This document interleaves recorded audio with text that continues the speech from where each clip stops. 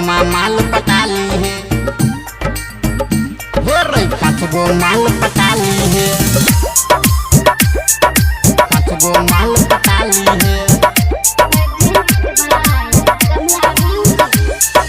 DJ Umesh Sukhipur बाजार सतमा माल पटाली है।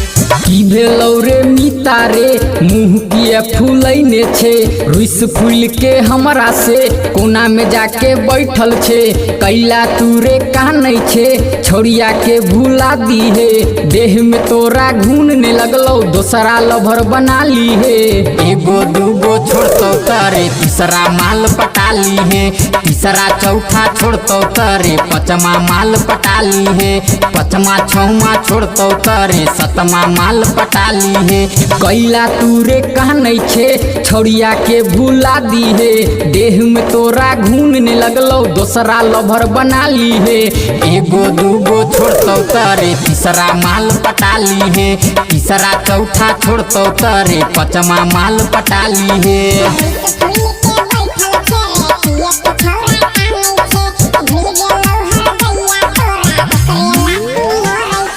डीजे उमेश सुखीपुर बाजार एगो माल पटाली है। पगला जइबे छोड़ दिलकौ उ छौरी ओकरे ला तू मरै छे, उ त गेलौ भूल तोरा किए तू दर्द सहै छे।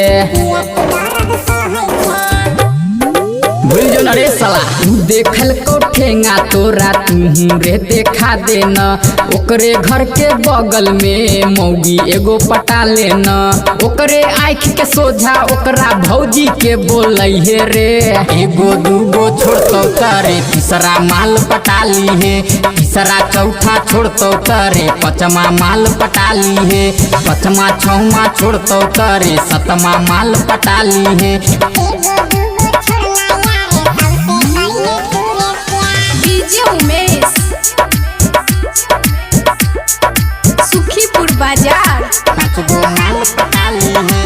हे रे जब तक छै कुमारी रे छौरी छै सरकारी रे, कान खोल के सुन ले बेटा माल मिली त मारी रे। बर्बाद कर देतो बात न करी है ओकरा से, दिल के तू समझा ली है।